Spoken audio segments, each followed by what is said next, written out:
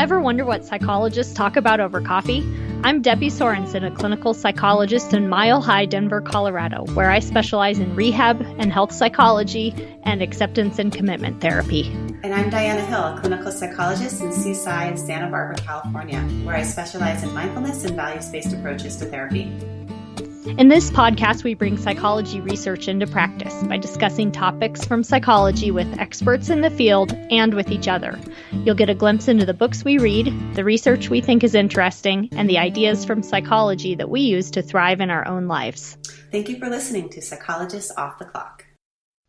Hey, Debbie, it's good to talk with you tonight. Hi, Diana. Good to talk to you, too.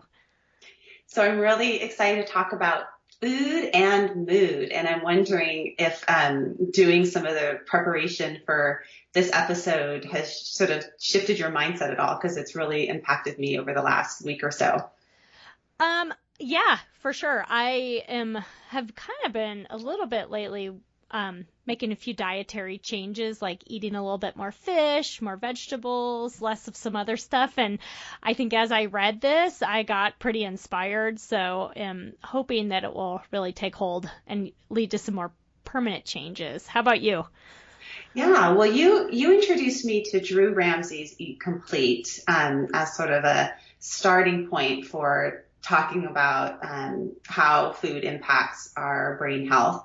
And after reading that, I really started to change things up, and especially around the seafood part, cooking mussels and things like that. But I guess I'm curious, like, what did you eat for dinner tonight? What would be...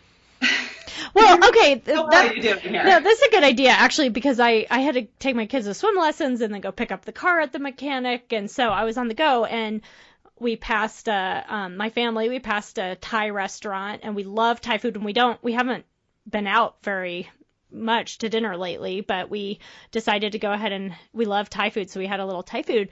But I think we were a little more thoughtful. We actually ordered a fish dish and ordered some with a lot of veggies and tofu. So even though usually eating out isn't the healthiest way to go, I feel like I probably ordered a little differently than I would have. How about you? Yeah. What do you have for dinner? Well, it's kind of annoying because we had like the perfect Eat Complete dinner, and I think it's because I was sort of getting ready today and writing up the outline for the show. So we had wild salmon with quinoa cakes and broccoli. It was pretty pretty along the lines, but that's not okay. Always eat. But actually, the quinoa cakes is a great little trick that we do. Actually, I do a lot because I often make quinoa, and I always have leftover quinoa. And it's just, you basically mix up quinoa with eggs and a little bit of whatever chopped vegetables and some onion, and you just make little cakes in a pan, I guess, fry them, but not in olive oil. I used avocado oil. We'll talk a little bit why I chose avocado instead of olive oil for those quinoa cakes. That's a great idea. I'll have to try it. Yes. So let's dive in. Okay. And I think I just want to start by saying our current understanding of psychology is that we're learning more and more that the lines are blurred between our mind and our bodies. And there's a new area of psychology and psychiatry that's getting a lot of attention, which is nutritional psychiatry. And it's a movement in mental health that focuses on how food impacts our brain health and our mental wellness. We know that what we eat impacts all sorts of things, like our risk for cancer and heart disease and diabetes. But there's also growing research that what we eat impacts our mood, how we feel mentally, as well as our cognition and our long-term brain health. And in this episode, we're going to explore more about how our current standard American diet may not be so healthy for our brain, and then also talk a bit about so one aspect of eating for a healthy brain, which is specifically around fats. And then Debbie's going to talk a little bit more about our microbiome and its impact on brain and mood.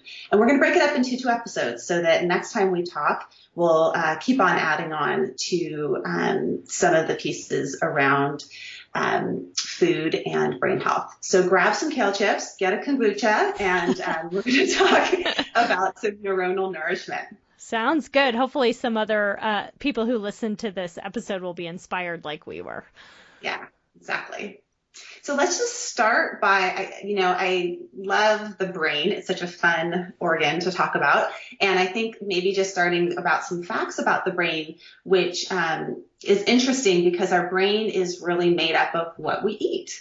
Our preferred energy source of the brain is glucose. That's what it primarily survives on. And it's a really hungry organ. So even though it's only about 2% of our weight, it uses up about 20% of our daily energy needs.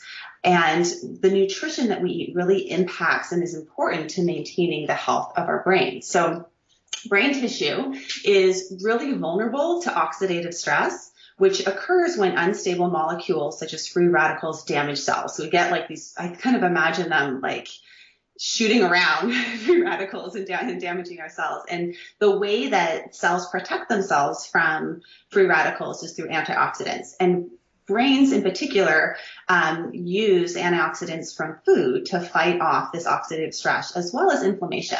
So we've been hearing more and more about inflammation in the brain and its link to mental health. And I was even surprised in the last episode, I don't know if you've listened to it yet, but when I was talking to, or a couple episodes back when I was talking to Dr. Laura Ray, how they're even studying anti-inflammation drugs for substance use disorders. So inflammation is the hot topic.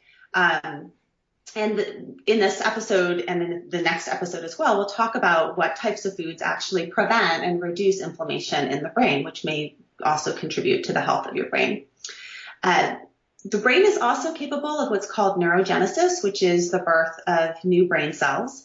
And there's this really important molecules in the brain called brain-derived neurotrophic factors, BDNF, and I'm sure you've heard more and more about that more recently as well.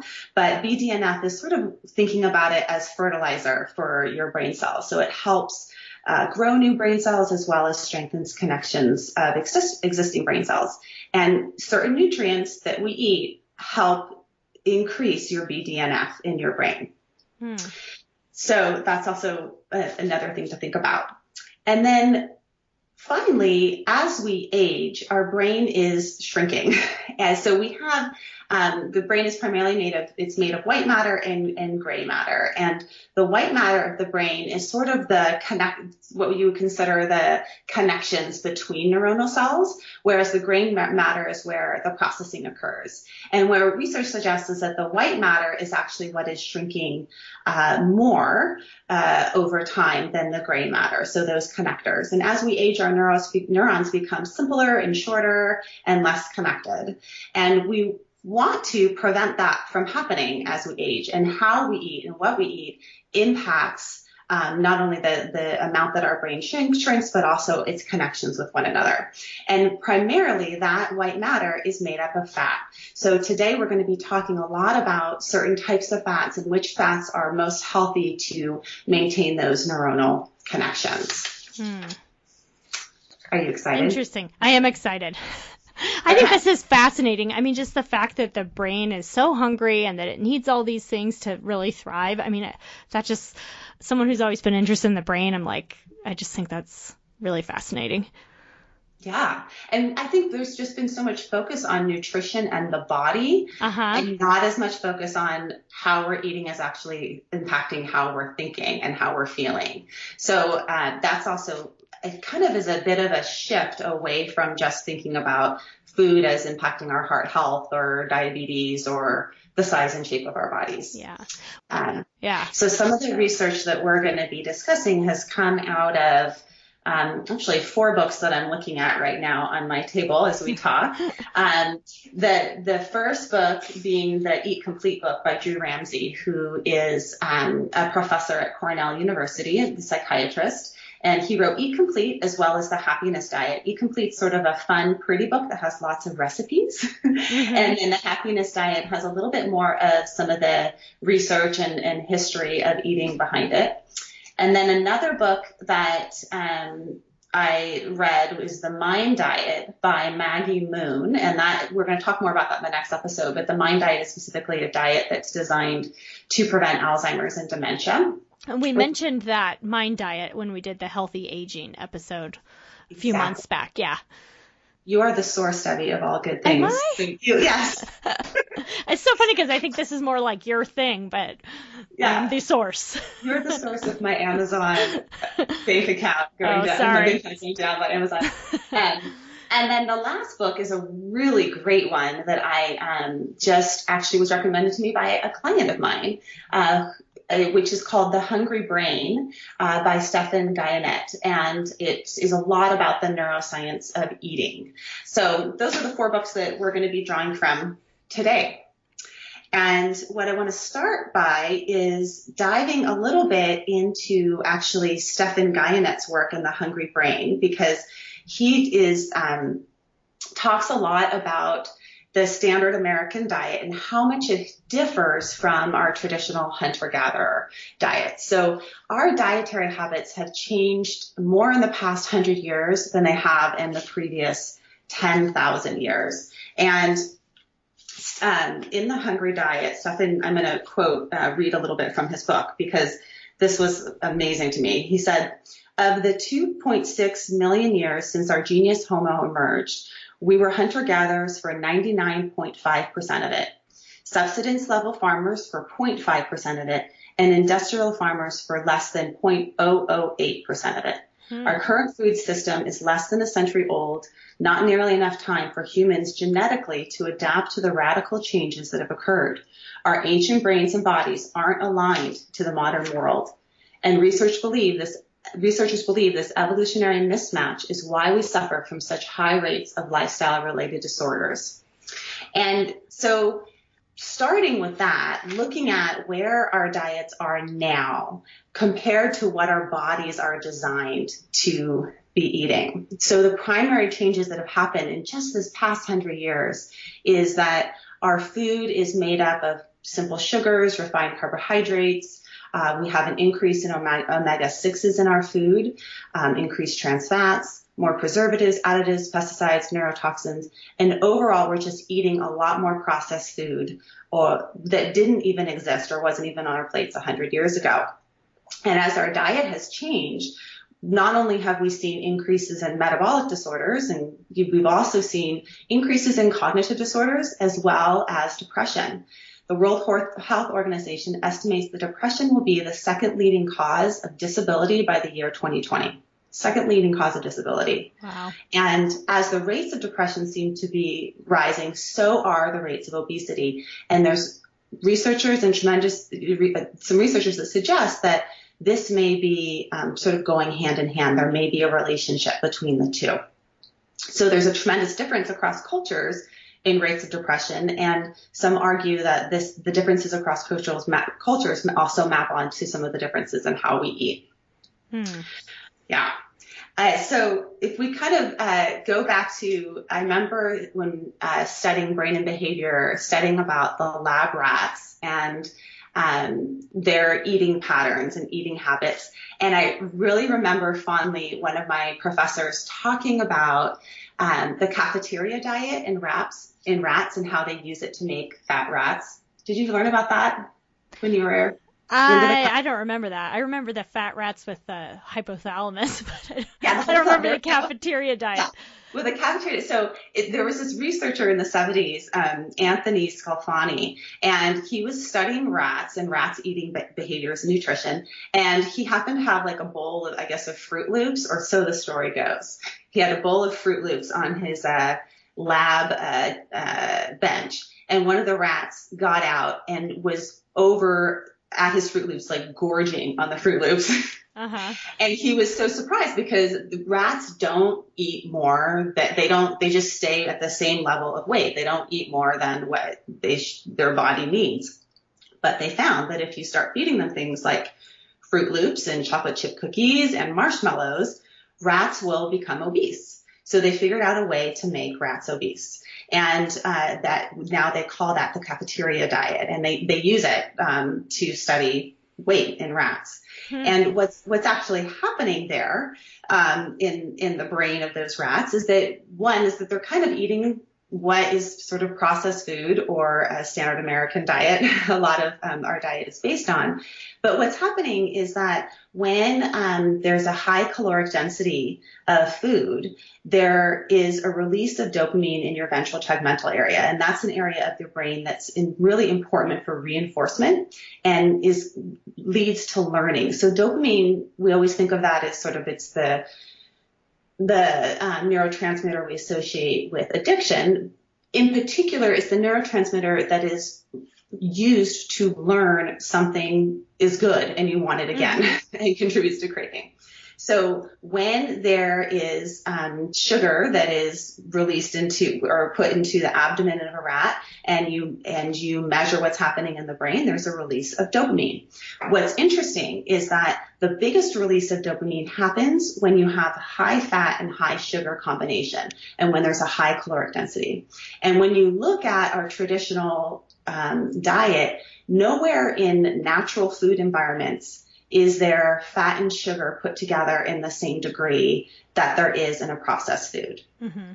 You can't find it. So, you think about an avocado, it has a lot of fat, but it's not really sweet. You think about a mango, it's really sweet, but doesn't have a lot of fat, right? So this particular combo is really, really rewarding. Yeah, I can relate to those poor rats, little fellas, when you get that right combination of something delicious and, fatty and sugary. It's really easy to keep eating it. Right. It's really easy to keep eating it. And our food environment has been over time refined and designed to hit that perfect bliss point of fat and sugar. And it's in particular fat and sugar as well as salt. And it was really interesting for me to find out that salt is the one mineral that we can taste. We can't taste the other ones. Like you can't taste, there's a lot of selenium in this, Brazil nut. But salt we can taste. Why can we taste salt? Because it's actually the only mineral that if we were eating a hunter-gatherer diet, that we might be deficit in. We actually would have to work to find salt. And also as hunter-gatherers, we'd have to work to find calories. There was an abundance of minerals. Abundance of vitamins, because by the nature of the food that our bodies would be eating, if we were eating a hunter-gatherer diet, we'd be eating plenty of folate and vitamin A and vitamin C, just because that's the food that we would be eating. Where the deficit would be is in calories. And it's the calories that our bodies are craving for reproduction and just survival. But our brains, that old brain doesn't map onto our current environment, which is very high in calories, but huge deficits in the actual minerals and vitamins that we need. Does that make sense? Yeah. So food is being designed in a certain way so that it hits your dopamine, ramps it up, and gets you really wanting more of it. And in his book, The Hungry Brain, Guyanek he gives this example of crack cocaine. So crack cocaine, my mom actually grew up in Peru. I don't know if you knew that, but she grew up in Peru, and she would tell me, I remember her telling me about the cocoa leaves in the Andes. So in the Andes, you can actually get a cocoa leaf and you chew on it. And a cocoa leaf has sort of a mild stimulant and appetite suppressant effect. But if you take a cocoa leaf and you extract and concentrate it enough so that you take out the addictive substances, you can create cocaine. And then if you take cocaine and you change the molecule even more so that it can cross into your fatty cell membranes by freebasing it, you create crack cocaine. And crack cocaine, as we know, is the most highly addictive substance out there, right? Yeah. So Guyanet is giving this as an example of, say you take a beet, which is a root vegetable grown in the ground, and then you can over time process it and extract it so that its substances become extremely, extremely processed and quick to produce a dopamine response in your brain. Very interesting. Very interesting. So the other thing that before I, kind of move off of the standard American diet, I was really fascinated by the top 6 foods that make up a standard American diet as the top caloric sources, as reported in the 2010 USDA guidelines. And I'm wondering if you could guess what would be on that list of like top 6 foods that we're eating that make up our calories? Okay. Top 6 calories.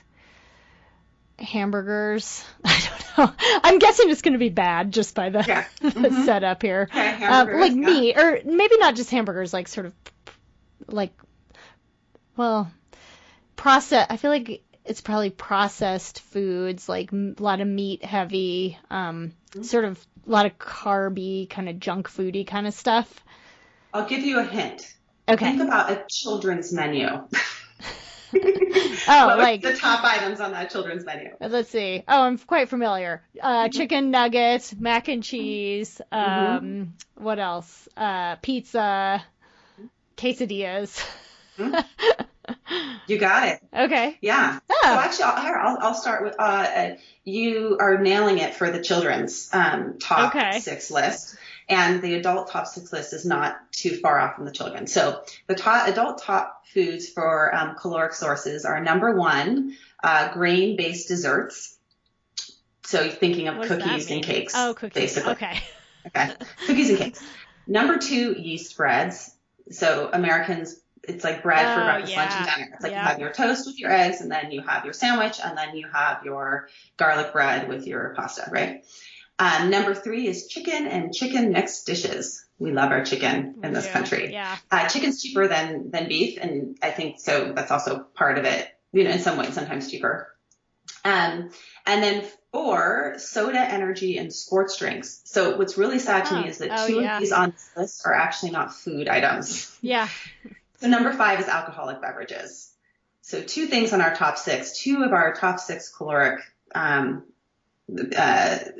energy sources are not food. And then the number 6 is pizza.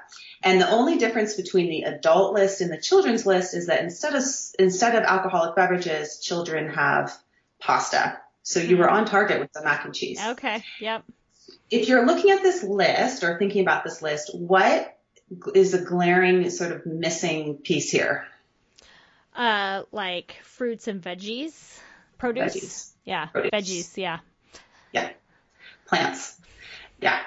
And even so, I mean, the grain-based desserts and the yeasted breads, those come from plants, but they're highly processed, and it's all based on one particular plant, which is the wheat plant. And, all of the big gluten-free, push, there's actually some benefit to that in the sense that we should probably be eating a varied number of grains if we are going to be eating grains, right? Mm-hmm. Because we eat one grain, which is wheat.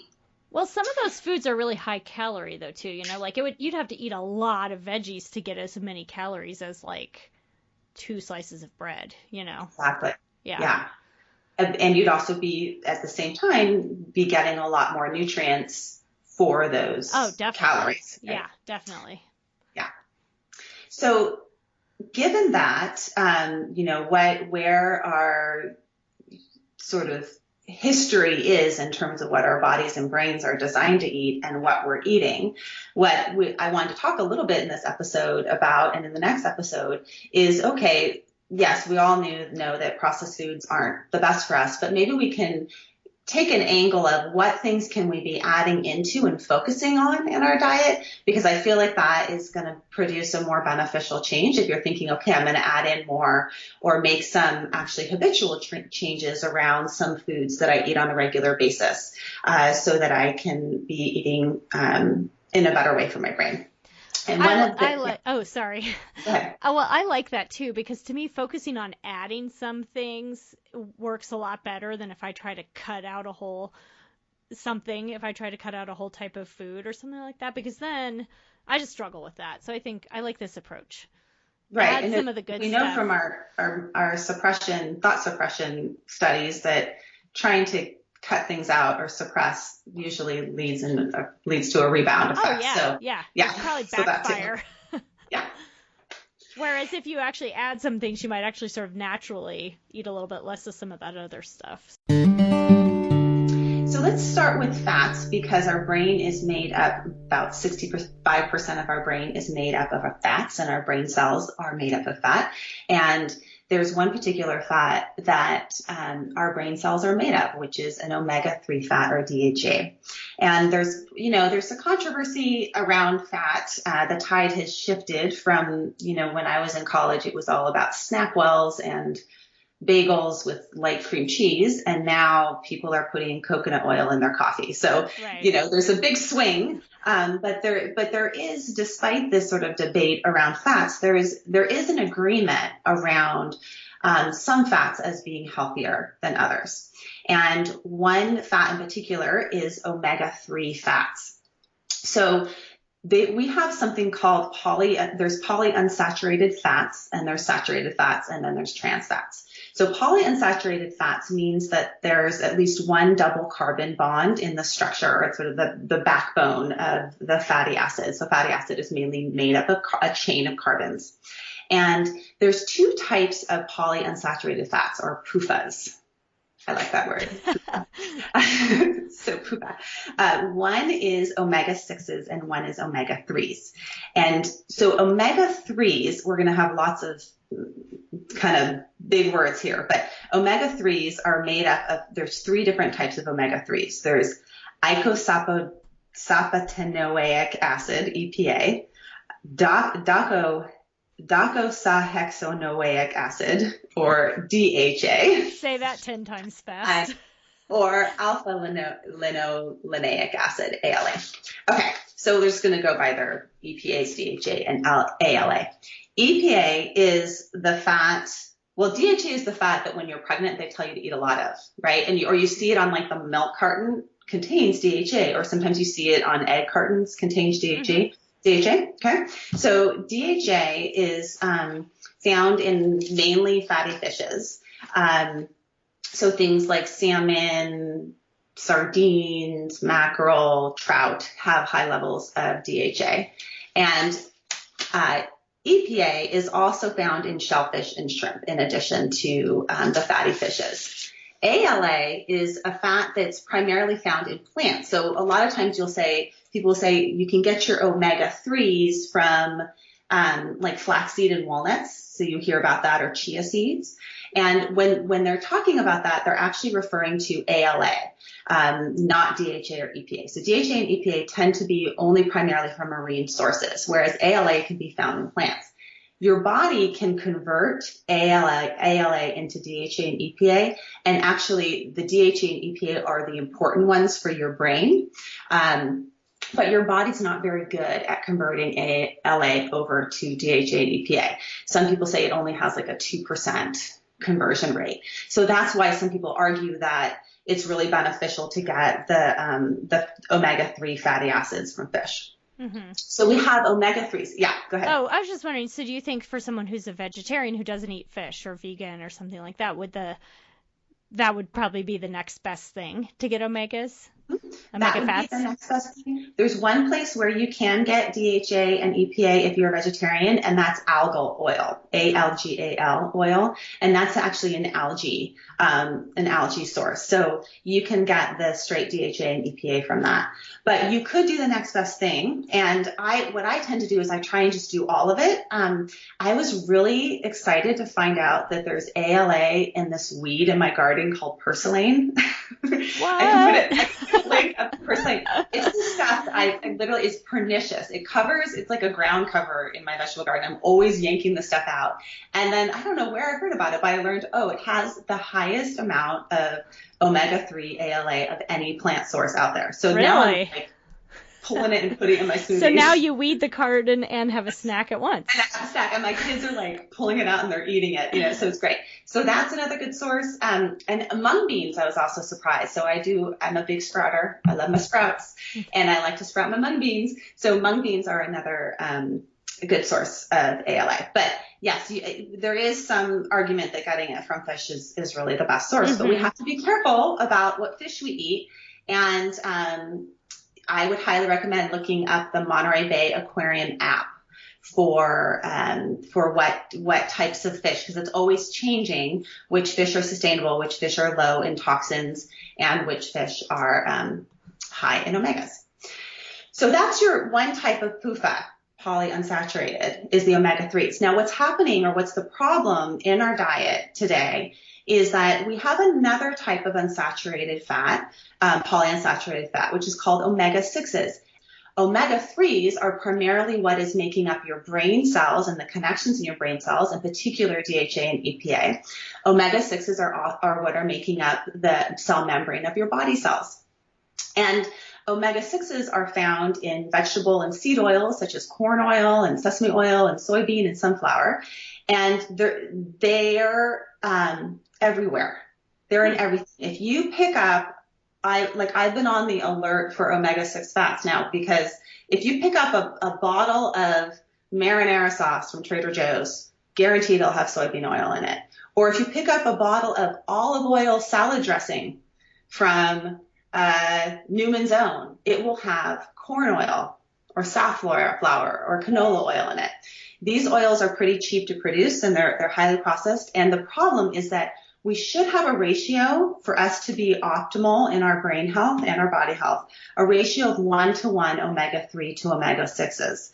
But because of the processed foods that we eat, omega-6s are dominating our fat intake. It's more of like 20-to-1 of what we're eating. And omega-6s and omega-3s compete for space. They're sort of like residents in a dorm room competing for rooms. And so if you're using up the space for the omega-6s, the omega-3s can't get in.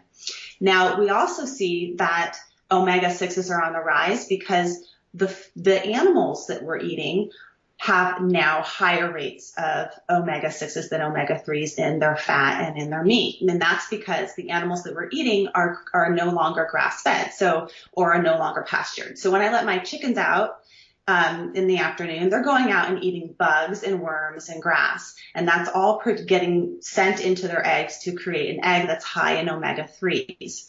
But if you just give your chicken corn and you keep it in a cage, it's going to have an egg that's high in omega-6s. Likewise with our cows, so the grass-fed cow versus the grain-fed cow. And that's why there's a big push for grain-fed cows, and grass-fed meat, as well as pastured animals. And it's because of that difference. See, this is one of the many reasons I wish we lived closer together, so you could give me some of these great eggs from your chickens. And my weeds. My eggs and weeds. And so, well, I'll have to try those weeds first before I commit. Yeah, taste them in the smoothie. Yeah. So why I want to talk a little bit about some of the research. I guess one more thing I want to say is also the fish. I was so surprised to hear. I thought I was being so healthy by making fish tacos with tilapia, because you're told tilapia is like a low toxin, small fish. But tilapia is predominantly farm raised. And when you farm raise a tilapia, its ratio becomes 11-to-1, 11 omega-6s to 1. And again, we're trying to get to 1-to-1. So we got to be kind of conscious of maybe reducing our omega-6s and increasing our omega-3s. Now, why is this the case? It's because omega-3 in particular in eating seafood has been linked to brain health. There is some research that shows that eating seafood 2 to 3 times a week is really beneficial for brain development. Pregnant women who eat more fish tend to have, there was a study that showed that they have children with higher verbal IQs. There was a study that showed that that was done with 3,718 individuals in Chicago, and they looked at a period over 6 years. So this is, again, an epidemiological study. So they're looking over a period of time. But they look over 6 years at people who ate fish 1 to 2 times a week. And they showed that those individuals that were eating fish after controlling from a number of other variables had slowed cognitive aging by 10 to 13% per year. So again, that there may be something in the omega-3s that's helping with your brain. So lower levels of EPA and DHA has also been reported in serum and red blood cell membranes of patients with major depressive disorder. So we see some associations between higher amounts of omega-3 polyunsaturated fat and lower rates of depression. There's also associations between higher rates of omega-3 and decreased cognitive decline. But these are all epidemiological studies. There was one meta-analysis of random control trials that I looked at, and you need to, in order to show a causation, you need to have a randomized control trial. So if you're just watching people over time, there could be a number of factors, even though they do a pretty good job at controlling for variables. But it's better to have a RCT to be able to look at causation. And in 2007, Lin and Sue completed a meta-analysis of 10 double-blind placebo-controlled trials where they compared omega-3 treatment to placebo for depression. And in this meta-analysis, they found that across these trials, there was a moderate antidepressant effect of actually taking an omega-3 treatment if you were depressed. And I can put a link to that meta-analysis on our website. Yeah, that's pretty cool that they have actually really done such a rigorous study and found that effect. Yeah. So that's one type of fat to look at is increasing your omega-3s. The other, and what sort of is recommended is eating 8 ounces of fish per week, as well as reducing your omega-6s and using, if you're going to eat animals, eat grass-fed or pastured animals, pastured types. Mm-hmm. But another area that there's been a lot of research on is with olive oil and in particular monounsaturated fats. So the nice thing about monounsaturated fats and olive oil is that there is no controversy here. Everyone would agree that olive oil is good for you. Mm-hmm. Put it in your hair, put it on your skin, but put it on your salad. And that should really be our primary fat that we use. And it's the primary fat that's been used in the Mediterranean diet, which has shown up over and over again as one of the healthiest diets when researchers have looked at cardiac health, diabetes, but also now brain health.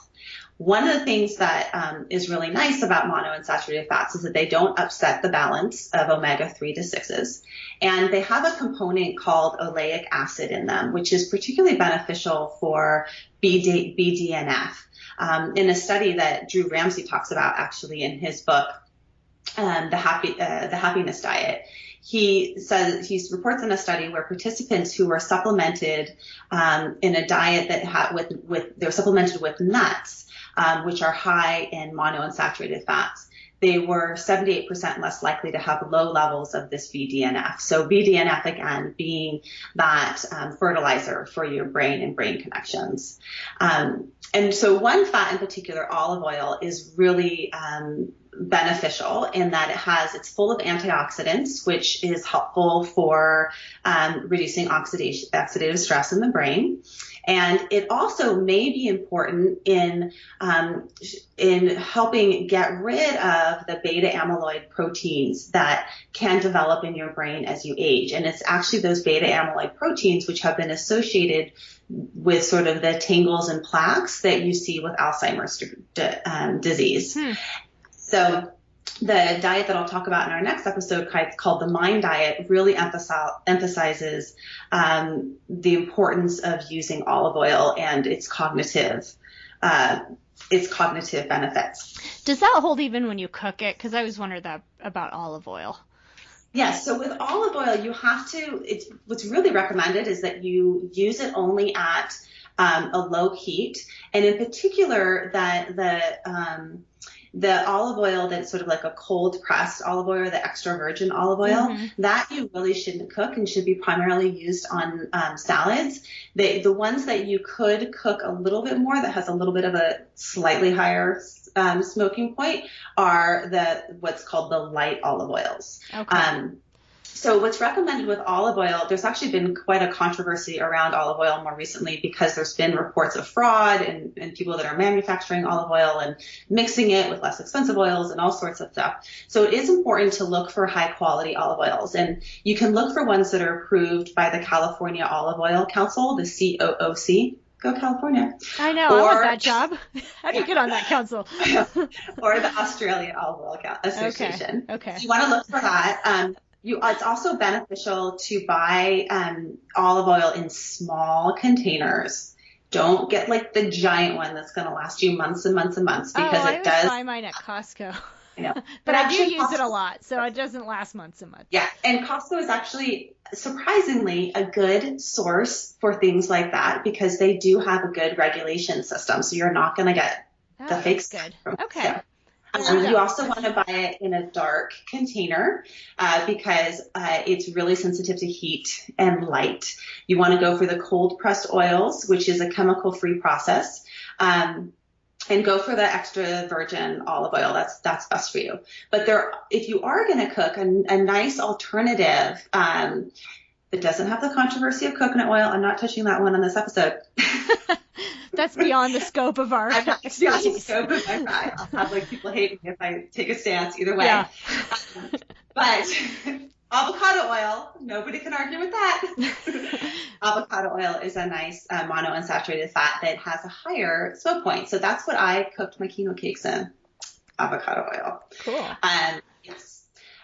So that's another MUFA to look at, as well as almond oil, walnut oil. Those are really nice to use in your salad dressings. But the idea here is just to have sort of a little bit more variety, but using a lot of those monounsaturated fats as your primary oils. Make your own salad dressing. Mm-hmm. And I will give a shout out to my parents who, when I was a kid, I remember so well, they would always make our own salad dressing, and they would always throw in an anchovy.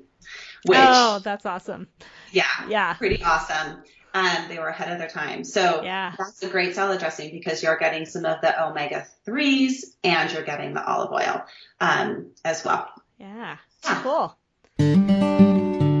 Let's talk a little bit about the microbiome and gut health and what you found out around that in terms of our brains. Okay. So I got kind of interested in this actually a few years back when the American Psychological Association, they have this Monitor on Psychology publication that comes out, and they had this article on, what's it called? It's called That Gut Feeling, on the microbiome. And I was like, why is that in a psychology publication? Going out to a bunch of psychologists. And I read it and I thought it was absolutely fascinating. So I got kind of interested in it, and so I'm gonna just kind of put this in this episode. I did a little more reading. So basically, I think this is super cool. Like, our bodies have, most people probably know that we have all these little tiny bacteria in our gut, all, kind of through our digestive system, and I mean trillions of them. That's like more cells than we have of just human cells, and they're really important to our health. So you probably have heard about probiotics and, getting your microbiome in order and whatnot. But it does things like it protects our immune system, it protects against pathogens, it helps us digest food and extract vitamins from food, and it produces some chemicals that our bodies need. So it does all this really cool stuff, and it's protective against things like IBS, irritable bowel syndrome, and other GI issues. And it also helps us maintain a healthy weight. So it does all these great things for the body. But what's so interesting, I think, is that it also is really important for our brain health and our mood. It's kind of a newer line of research, but there's some really interesting preliminary stuff, and there's getting to be more and more about this. A lot of what I read was based more on animal research, kind of playing around with the microbiomes of animals and seeing how it affects their behavior and their brains. But more and more they're starting to study this in humans. So like doing studies about how humans' microbiome affects their health. But anyway, the gut has millions of nerve cells in it. Some people even call it a second brain. And you can think about how you can feel a lot of sensations a lot of time in your gut. So that's part of it. Like, first of all, if you're having a digestive issue, but also we have some like kind of just common words we use about like, oh, I felt like I was punched in the gut, or my gut instinct. So it's almost like our common lore has noticed this. But there's like this really sort of complicated neural network, like a feedback loop between the gut and the brain. Some people call it the microbiome gut brain axis, because basically they sort of interplay and communicate with each other.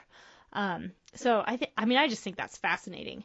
And it's basically this sort of two-way connection. So the gut influences the brain. For one thing, it's really important in neural development. So what happens with our microbiome contributes to producing neurotransmitters that we need for our brain to work.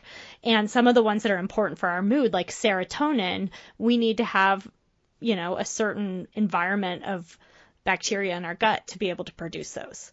So it really helps with just healthy brain development. And what they've also found that I think is interesting, a lot of this, again, was animal research, though, but is that when you don't have sort of a healthy balance of gut bacteria, that can be associated with elevated levels of stress hormones.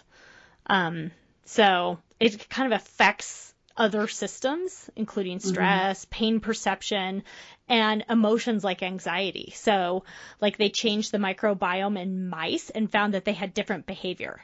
Like they would be more anxious and then they would become more bold and adventurous, or vice versa in their behavior, depending on what was going on with their microbiome. So interesting.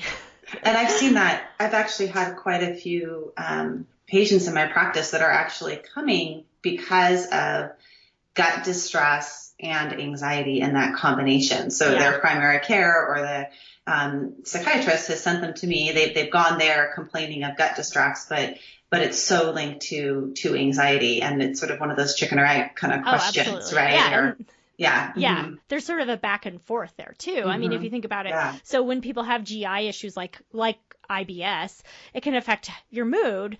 And it also seems like when you're more kind of stressed and anxious and depressed, you're more likely to have those types of GI issues. So it's kind of like you said, a chicken and the egg thing. And more, I think mental health is getting involved with treatment for things like IBS. And so again, some of the human research is preliminary, but there was a study that showed that people who had sort of less diversity in their gut microbiome, they like observed more depression in the patients. So it's correlational, like you said. It's it's not like a randomized control study, so it's like we don't really know for sure which causes which, but it does seem like there's some sort of link there. But it's also, because of this axis of communication between the gut and the brain, it's also possible that, some messages that are getting sent around produce and respond to neurochemicals that the brain uses to regulate mood and cognition. And interestingly, it also goes the other direction. So the brain influences the gut. So they found, another kind of chicken and egg type thing, but they think that, based on the research, that chronic high stress actually makes it harder to have that to keep that beneficial gut bacteria in your body. So it sort of goes both directions, kind of interestingly. And so some people are suggesting that this might be a nice, promising approach to, to sort of add to mental health treatment, which is to help people work on their gut health and their nutrition. And there's a few things you can do to improve your gut biome through food. So eating certain foods that have that kind of good bacteria. So fermented foods like yogurt, kefir. By the way, I had to look at, make sure I was pronouncing that right. It's kefir. I always thought it was kefir. Kefir, sauerkraut, kimchi, those kind of fermented things have a lot of probiotics. And even if you get really gung-ho, you can make your own sauerkraut if you just, takes a little time and effort, but basically like shred cabbage and mix it with salt and leave it a while, the bacteria get going. There are also a lot of probiotic supplements that you can get in all kinds of different forms that might be helpful too. And it's also really important too, as part of this, it kind of maps onto what you were saying earlier, that you eat the bacteria needs food, and bacteria likes to eat a lot of high fiber food, things like beans, plants and that kind of thing, and less of what you were calling the standard American diet. So like processed and artificial foods like processed meats and artificial sweeteners and that kind of thing are not so good for feeding the bacteria, because even if you introduce it, you need to kind of keep it around. So so if you're, want to maybe try that and just see if you notice any, I don't know, it might be hard with a sample of one, but just to kind of to work on introducing more fermented foods and keeping them well fed and see how that affects how you feel. And I also think, getting a little bit less freaked out around dirt. Oh, yeah. Like I think that there's some research that I've heard about with people that work in gardens. Like if you garden, you get, that helps with your microbiome as well as people that are around farm animals. Yeah. Well, and I read a lot of this stuff about kids and parenting, and they say that, if you keep your kid in too sterile of an environment, they don't get as much, healthy microbiome. So actually, when your kid is doing that stuff that makes you cringe, like sticking a handful of dirt in their mouth, that's actually kind of good for them. Yeah. So our take homes for today are, looking at how food impacts our mental health, and maybe starting with increasing your omega-3s, increasing your monounsaturated fats, and trying out some different fermented foods or other types of probiotic foods to adding those into your diet. And next time we'll talk more about plants and which minerals are particularly beneficial for us, as well as a sort of a dietary recommendations from the Mind diet, which is, I think, a really good balanced approach that for brain health and nutrition. Cool. Well, go give this a try, everyone, and we'll talk to you next time. Sounds great. Okay. Bye. Bye-bye. Thank you for listening to Psychologists Off the Clock. You can find us on Twitter, Facebook, and iTunes. You can also find us at www.offtheclockpsych.com. That's offtheclock, psych.com. Music by John Gu and Susie Stevens.